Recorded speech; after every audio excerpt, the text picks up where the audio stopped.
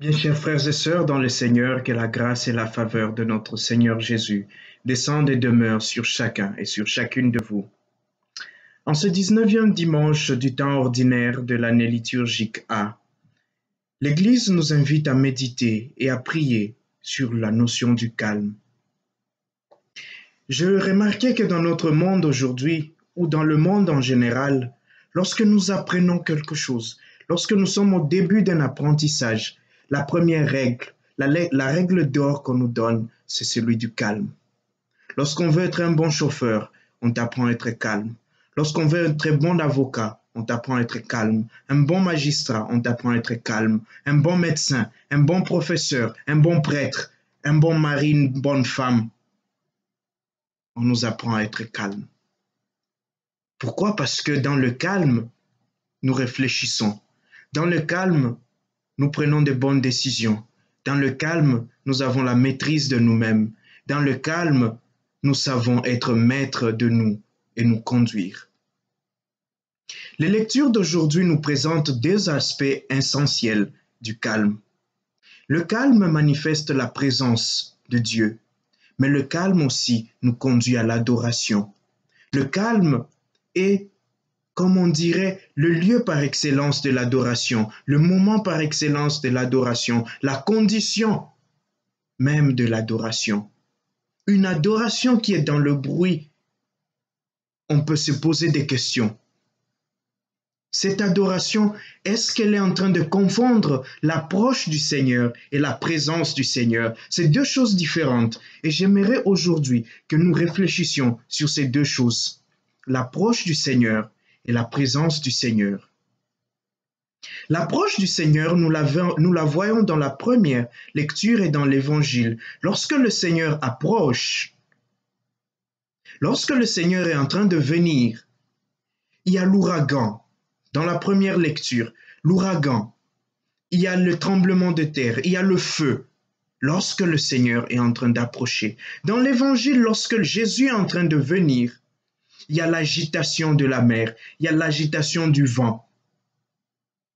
Et en méditant et en réfléchissant, nous pouvons comprendre que l'approche du Seigneur met en émoi les forces de la nature.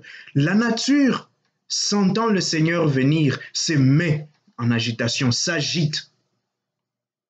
Ça peut aussi être que les difficultés de notre vie, les problèmes de notre vie, quand ils sentent le Seigneur venir, ils commencent à s'agiter. Regardez tous les miracles de Jésus. Quand Jésus s'approche du démon, le démon s'agite. Parce que le démon, ce n'est pas une personne de calme. Le démon peut porter le masque du calme, mais ce n'est pas une personne calme. Et lorsque Jésus vient, alors il manifeste sa vraie nature, qui est l'agitation, qui est le trouble, qui est le bruit. Regardons dans nos vies spirituelles. L'agitation signifie le manque de concentration. L'agitation conduit à la panique. La panique conduit à des mauvaises décisions. Et les mauvaises décisions sont un atout pour le péché. Notre vie spirituelle doit se nourrir de cette présence de Dieu. Et cette présence de Dieu, c'est le calme. Aujourd'hui, nous souffrons du calme. Le monde souffre de ce manque de calme. Le monde souffre du bruit. Le monde souffre des tremblements de terre. En cette période de la pandémie, par exemple, tout le monde s'agite. Les médias sont saturés. Nos têtes sont saturées. Nos oreilles sont saturées. Nos yeux sont saturés.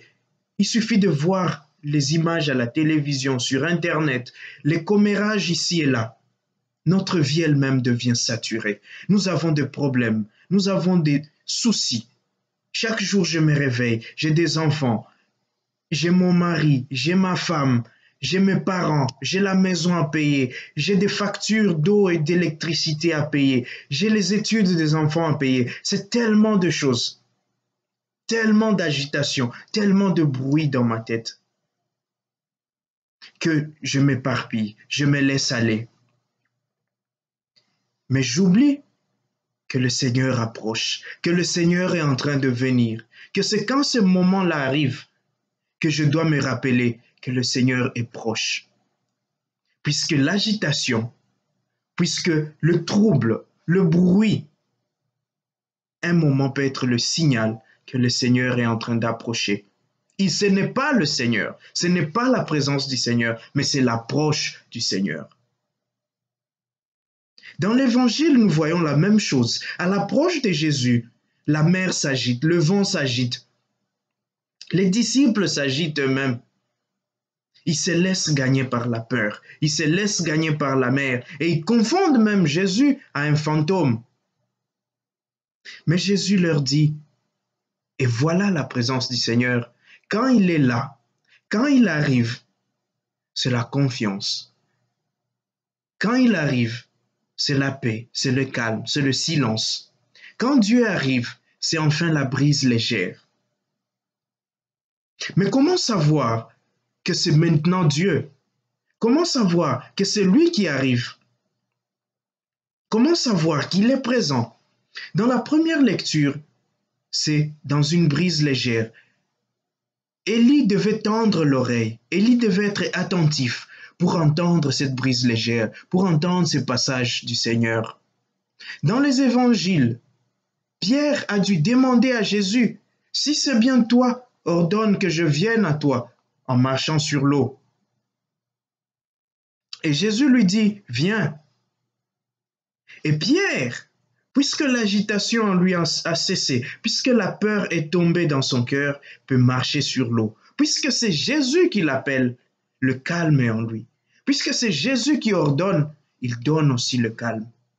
Et Pierre commence à marcher sur l'eau. Mais puisque nous sommes agités intérieurement, puisque notre agitation intérieure est tellement forte, Pierre coule.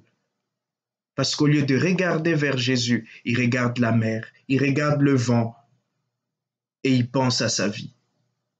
Il pense à sa mort, il pense à sa femme, il pense à ses enfants, il pense à tout cela et il oublie de se focaliser sur celui qui l'a appelé.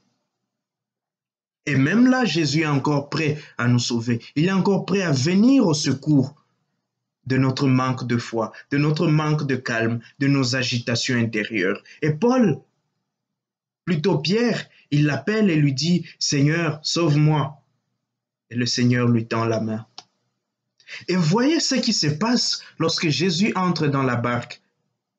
C'est l'adoration. Lorsque le Seigneur est présent, le cœur ne peut être qu'en adoration. Lorsque nous sommes dans ce calme intérieur, nous ne pouvons qu'être en état d'adoration. Et l'état d'adoration, c'est cet état d'intimité avec Dieu. C'est cet état de liaison avec Dieu. C'est cet état où nous sommes plus agités. C'est cet état où nous pouvons réfléchir. C'est cet état où nous pouvons prendre les bonnes décisions, où nous pouvons écouter, où nous pouvons parler avec Dieu, où nous pouvons parler cœur à cœur. Cela manque beaucoup dans nos vies de religieux, dans nos vies de mariage, dans nos vies d'enfants de Dieu, dans nos vies de chrétiens. Ces moments d'intimité avec Dieu, ces moments d'adoration. L'adoration peut nous aider à comprendre ce qui nous passe, ce qui se passe dans nos vies. L'adoration peut nous aider à résoudre les problèmes qui nous arrivent. Parce que le problème avec le méchant, le diable, c'est qu'il crée en nous la peur. Il enlève en nous la paix.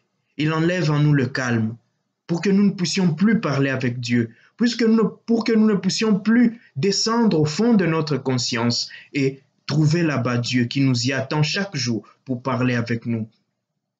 Et lorsque nous ne pouvons plus parler avec Dieu, nous sommes coupés de l'essentiel. Nous sommes coupés de notre matrice. Et parfois, on s'étonne qu'on n'arrive pas à résoudre les grands problèmes de sa vie. On s'étonne qu'on est incapable de trouver de bonnes solutions aux problèmes existentiels, aux problèmes essentiels. Mais c'est parce qu'on est coupé. On est coupé de l'essentiel.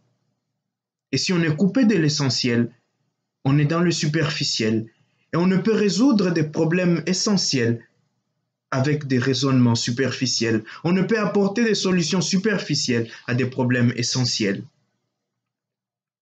Et donc aujourd'hui, l'Évangile nous est en train de nous appeler, l'Église nous appelle à travers ces lectures à nous reconnecter, à nous relier au calme, à revenir au silence, à demander à Dieu la grâce du calme, la grâce du silence. parce que le silence signifie la maîtrise de soi. Le calme signifie aussi la grandeur d'esprit. Le calme signifie la profondeur. Le calme favorise le dialogue. Le calme favorise l'entente. Le calme crée la paix. Demandons au Seigneur de nous donner son Esprit Saint, cet esprit de calme, cet esprit de paix, pour qu'en nous-mêmes et autour de nous, nous puissions créer des climats de paix, des climats qui rassurent, un climat qui favorise le dialogue. Parce qu'avec ce climat, quand on est calme, quand on est en paix, on construit. Quand on est calme, quand on est en paix, on s'entend. Quand on est calme, quand on est en paix, on rend le monde meilleur.